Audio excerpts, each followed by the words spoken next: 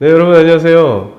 오늘은 다소 도발적인 주제로 좀 시작을 해볼까 합니다. 제가 읽은 책 중에서 제목이 이렇게 예술가는 절대로 굶어 죽지 않는다라는 책이 있어요. 코로나로 누구나 다 힘들어 죽겠는 이 시국에 참 굉장히 도발적이고 화가 나는 주제이기도 하죠. 근데 이 책에서 말하고 있는 그 잘 나가는 예술가와 굶어 죽는 예술가의 12가지의 법칙이 있는데 찬찬히 읽어보다 보면은 이게 이제 제목이 이렇게 도발적일 수 있는 이유는 그만큼 열심히 살자. 굶어 죽지 않을 만큼 열심히 하면 분명히 어딘가에 길이 있다라는 주제예요. 그래서 제가 이 책에 있는 내용으로 몇 가지 얘기를 하겠지만 여러분들이 이 책을 한번 읽어보시는 게 더 좋을 것 같아요. 이 책에 있는 내용은 아니지만 피카소는 이런 얘기를 했어요. 아이들은 모두 예술가로 태어난다. 단지 그 예술성을 어른이 돼서도 지키지 못할 뿐이다 라고 얘기를 했거든요. 그래서 저도 동의해요. 제가 아이들을 둘을 키우고 있고 또 아이들의 친구들이나 또 주변의 많은 어린이들을 보면 정말로 얘는 도대체 이런 기발함이 어디서 나왔지 싶은 그런 면들이 굉장히 많거든요. 그런데 그게 조금 지나서 청소년들을 만났을 때 그리고 더 지나서 대학생들을 만났을 때 그런 기발함보다도 앞으로의 인생에 펼쳐질 걱정, 먹고 사는 문제, 뭐 어떻게 인생의 직업을 가지고 갈까 하는 것들이 하고 싶은 것에서 뭘 해야 하지로 바뀌면서 그런 부분들이 많이 바뀌는 것들을 봅니다. 제가 지난 시간에도 얘기했듯이 그럼에도 불구하고 내가 이 예술이 좋다면, 내가 하고 싶은 것들이 있다면 이것들을 끝까지 잡고 노력을 해야 된다라고 얘기를 했었는데 오늘 좀 그런 얘기들을 좀 해볼까 해요. 지금 굶어 죽을 것 같아요? 솔직히 지금 제가 뭐 사회적으로는 어떤 자리에도 있고 뭐 일을 하고는 있지만 어떤 자리에 계신데요? 저는 학교에서 학생들을 가르치고 있고요. 그리고 유명하신 가수분의 밴드에서 활동을 하고 있죠. 드럼으로. 네, 드럼으로 활동을 하고 있습니다. 이 책에서 말하는 것처럼 예술가는 굶어 죽는 걸 많이 보셨나요? 잘 못 봤었는데 최근에 좀 많이 봤어요. 굶어 죽었다기보다는 예, 뭐 굶은 상태다. 이 코로나로 인해서 많은 뮤지션들 아예 이제 일을 접으신 분들도 많이 봤고요. 참 안타까운 현실이 눈앞에 있긴 하죠. 네. 예술가로 살아온 지가 몇 년이 되신 거죠? 저는 예술가로 살아온 지는 한 20년 정도 된 것 같습니다. 굶어 죽을 뻔한 일들이 몇 번 있으셨나요? 만약에 이제 저 혼자였다면 어떻게든 뭐 굶어 죽지는 않았을 것 같아요. 근데 아내와 두 아이를 건사하고 있는 가장으로서는 참 힘들다 하는 시기들을 많이 겪었죠. 왜 예술가들은 힘들까요? 예술가들이 왜 힘드냐고요? 네. 글쎄요.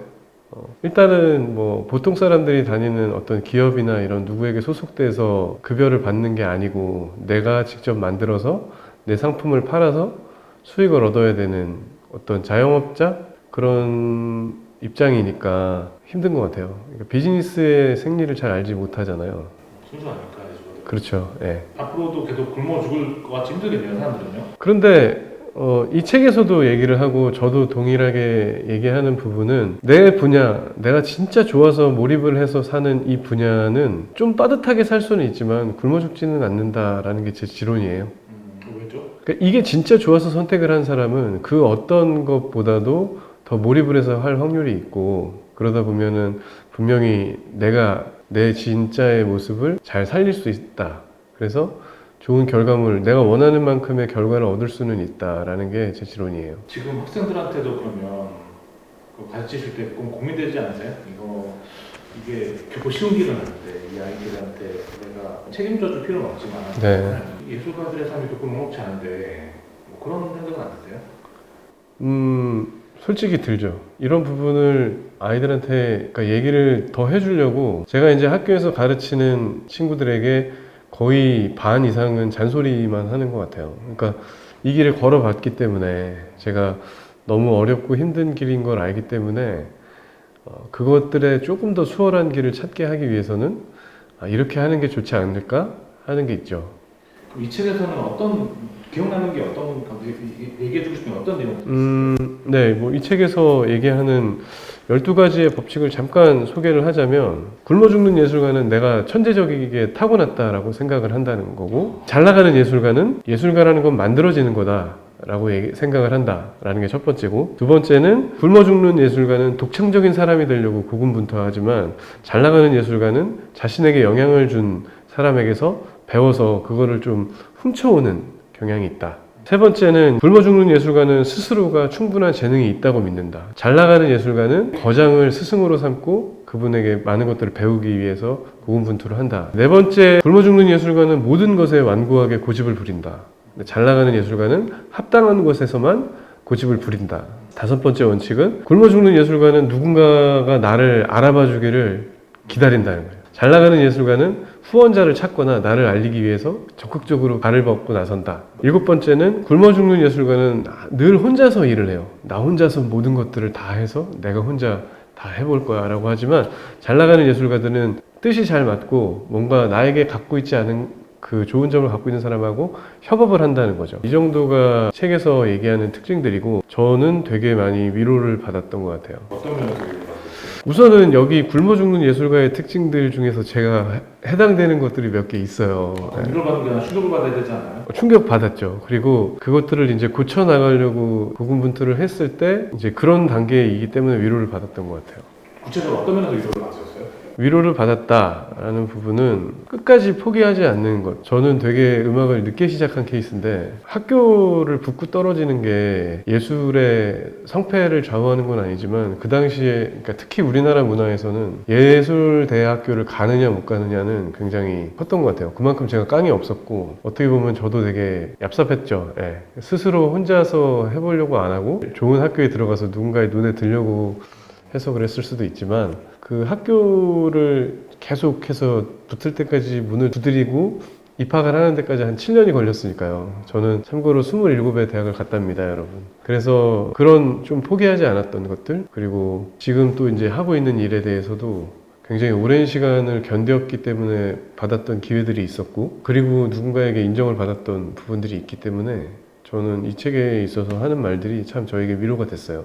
그러면 이 책을 읽고 사람들이 뭘 깨달아야 되는 거예요? 아까 얘기했던 굶어 죽는 예술가와 잘 나가는 예술가의 특징들 중에서 체크리스트를 만들어서 체크를 하다 보면은 보통은 굶어 죽는 예술가의 특징을 더 많이 갖고 있어요, 사람들이. 근데 그것들 중에서 조금 자존심을 내려놓고 잘 나가는 예술가들은 이러이러하다라는 특징들을, 성공 사례들이잖아요. 그런 것들을 보면서 우리가 조금은 마인드를 바꿔볼 필요가 있지 않을까 하는 생각이 들어요. 근데 예술가들이 성공해야 되나요? 예술가들의 성공이라는 단어가 어떻게 매겨지느냐에 따라서 다르지만, 누구나 자기를 알아봐주고 자기 작품이 세상에 빛을 봐야 되기 때문에 그걸 성공으로 생각했을 때는 성공을 해야 되는 거죠. 모든 예술가들은 인정받고 사람들한테 주목받기를 원하나요? 그렇지 않을까요? 공감을 얻는 것 자체가 주목을 받는 것이니까, 그거는 뭐 일반 사람들도 마찬가지죠. 누군가가 나의 의견과 나라는 사람의 생각을 동의를 해주기를 모두가 원하니까. 인간은 사회적인 동물이잖아요. 그러니까 성공의 기준이 뭐예요? 제가 생각하는 성공의 기준은, 우선은 내가 하고 싶은 일을 찾고 그 찾은 일로 결과물을 내서 남들에게 공감을 얻고 그걸로 인한 성취감을 얻는 것, 거기까지가 성공이지 않을까 생각이 들어요. 교수님께서 성공하잖아요. 저는 성공을 한 부분도 있고, 살다 보니까 계속해서 욕심이 생기죠. 그러니까 그런 부분에서는 아직 목이 마르기도 하죠. 뭐 평생 못 맞았지 않을까요? 그렇죠. 예, 평생 목이 마르고 이 길이 아닌 것 같다라고 싶을 때도 와요. 그 말은 뭐냐면, 내가 이 길이 잘못됐다라는 게 아니라, 살다 보니까는, 저는 이제 드러머로 시작을 했지만 살다 보니까 내가 할 수 있는 언어나 하고 싶은 말이 꼭 드럼에 해당되지 않는 말들도 있더라고요. 예를 들면 글을 쓴다거나, 아니면 이렇게 학생들하고 얘기를 하면서 뭔가 그들을 이렇게 동기부여를 한다든가, 그리고 뭔가 드럼이 없는 작곡을 하고 싶다든가, 약간 이런 것들의 욕구가 막 빗발칠 때도 있어요. 예. 그러면 교수님께서 생각하시는 예술가로서 굶어죽자는 어떻게 해야 될 것 같아요? 책의 내용하고 동일한데 열심히 해야죠. 그러니까 이 책에서 말하고 있는 그 핵심 중에 하나, 제가 너무나도 동의하는 것 중에 하나는, 남의 것들을 그냥 어설프게 빌리지 않고 훔쳐올 수 있어야 된다. 훔쳐온다는 얘기는 뭐냐면, 내 걸로 만들어서 마치 어디서 또 본 적이 없는 것 같이 내 언어로 말을 할 수 있어야 된다. 이 책에서 말하는 언어로 얘기를 하자면 재창조를 한다는 건데, 그 재창조를 한다는 것 자체는 내가 감명을 받고 얻었던 그 작품에 대해서 충분히 나에게 소화가 돼야 되는 거죠. 훔쳐서 내 걸로 보이려면 그것들에 대해서 내가 몸에 체화가 돼야지 되는 거거든요. 뭐 실력이 좋아야 된다고 말씀하신 건가요? 예, 저는 사실 실력이라는 말을 되게 좋아하진 않아요. 근데 기술과 기능의 차이는 분명히 있거든요. 타고나는 사람들도 있잖아요. 타고나는 사람이 있죠. 네. 그런 건 독인가요? 아니면 실인가요? 예술가들에게? 그거는 사실 독이라고 할 수는 없는데 그 사람의 인성이 어떠냐, 그 사람의 의지가 어떠냐에 따라서 그건 독이 될 수도 있고 약이 될 수도 있죠. 교수님 타고나셨나요? 아니요, 저는 타고나지 않았습니다. 저는 후천적으로 발달을 한 거고, 책 중에서 그런 책이 있어요. 배우는 법 배우기라는 책에 보면은 그런 내용이 나옵니다. 누군가 똑같이 시작을 해요. 그러니까 드럼으로 예를 들어볼게요. 저한테서 어떤 학생 둘이서 드럼을 똑같이 배웠는데, 이제 둘이 똑같은 시간에 똑같은 레슨을 함께 받았는데, 한 친구는 굉장히 발달이 빠르고, 한 친구는 아무리 노력을 해도 실력이 늘지 않아요. 그러면 통상적으로 우리는 이 친구에게 재능이 있다라고 얘기를 하죠. 그런데 그 배우는 법 배우기라는 책에서는 허를 찌르는 얘기를 해서 제가 좀 충격을 받았는데 교육의 방법이 잘못됐다라고 얘기를 해요. 그러니까 누구나 가지고 있는 신체 조건이 다르고 습득을 하는 능력들이 다른데 내가 가르친 방법이 단지 이 친구에게 맞았을 뿐이지 이 사람에게 맞는 방법으로 교육을 해줬을 때 그러면 이 친구의 그 재능을 충분히 뽑아올 수 있었다라는 아주 도발적인 책이 있거든요. 그 책을 보면서 동의를 하는 부분도 없잖아 있었어요. 저는 이제 교육자의 입장도 있으니까 최대한 그러지 않으려고 노력을 하죠. 그냥 재능이 없다고 생각하는 친구도 있다면 뭐라고 얘기해 주셨어요?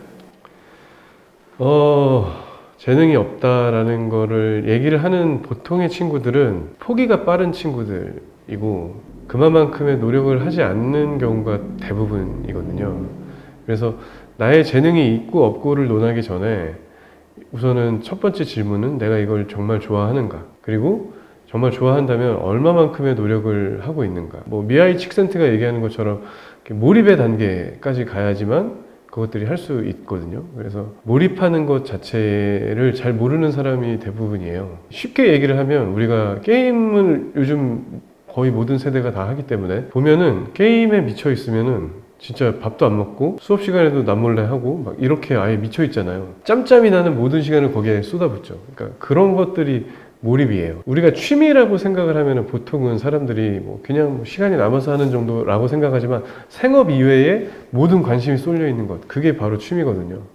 그러니까 취미만큼도 못하고 있는 게 대부분이라는 거죠. 이 책에서 제가 적극적으로 동의하는 바는 예술가가 되기 위해서 먼저 훔치는 도둑이 되어라. 그 전에 학생이 되라고 얘기를 해요. 그래서 여러분들이 하고 계시는 그 어떠한 일, 선택한 일을 충분히 기능을 배우시고 수없이 많은 반복을 통해서 연습을 하고 연습을 해야 된다는 거죠. 배움의 단계를 지나서 모든 기술이 나에게 체화가 됐을 때 그때야 비로소 다른 작품을 내가 훔쳐올 수 있는 그런 경지까지는 갈 수 있거든요. 그것들을 가지지 않은 상태에서 너무 빨리 성공을 하려고 하고 너무 빨리 빛을 보려고 하기 때문에 우리가 좀 조급하고 포기도 빠른 것 같습니다.